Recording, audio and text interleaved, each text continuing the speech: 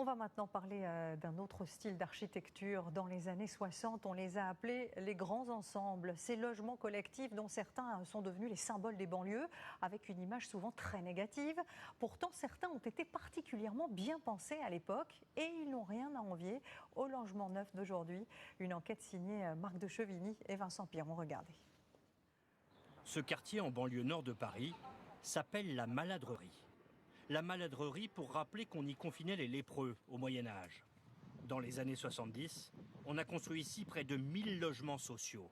Et en y entrant, voilà ce que je me suis dit. C'est vraiment le dernier endroit où je voudrais être confiné. Eh bien, j'avais complètement tort. Et je l'ai compris en poussant une porte, au bout de ce couloir anonyme. Bonjour. Vous allez découvrir un logement dans lequel j'habite depuis 40 ans et dont je ne me lasse pas. C'est du HLM ici. C'est du HLM. On est pourtant ici loin de l'architecture boîte à chaussures et cage à lapins, mais plutôt dans une tendance loft d'artistes, atypique, volume généreux comme disent les agents immobiliers.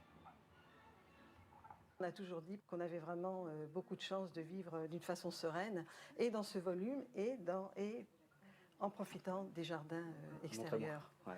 Car ici, tous les appartements, à tous les étages, s'ouvrent sur un morceau de nature. Alors voilà, donc ici vous découvrez la grande terrasse qui est vraiment très conviviale. Mais c'est un jardin en fait. C'est un jardin. On a amené nos arbres quand on était étudiant dans les années 70 et donc ils ont poussé depuis 40 ans. L'architecte René Gailloustet, visionnaire, avait eu l'idée de végétaliser massivement les bâtiments. Vu du ciel, le béton disparaît presque. Et au sol, c'est un jardin luxuriant que les bruits de la ville n'atteignent qu'étouffés par ceux de la nature. Un grand ensemble réussi, donc, à rebours de ces tours et barres détestées et souvent détruites au tournant du siècle. Pourtant, certains grands ensembles font encore le bonheur de leurs habitants. Revenons en 1958 à Marly-le-Roi, dans les Yvelines. On lance alors la construction de 1400 logements. Une véritable petite ville à la périphérie de Paris. Un demi-siècle plus tard, les arbres ont bien poussé. À tel point que d'un balcon, on ne devine qu'à peine la barre d'immeubles voisine à travers la verdure. C'est un grand ensemble sans être un grand ensemble. La preuve, j'ai l'impression d'être dans un parc. Ouais. Et on est combien? Je sais plus combien. 1400 logements. Voilà. Je crois que c'était pas prévu pour rester, mais finalement c'est resté et c'est pas plus mal. Ça a bien vieilli? Oui, je pense, ouais. Cette cité est aujourd'hui encore autogérée par ses habitants, sans syndic professionnel, comme à l'époque des utopies communautaires de son architecte Marcel Lotz, un disciple de Le Corbusier.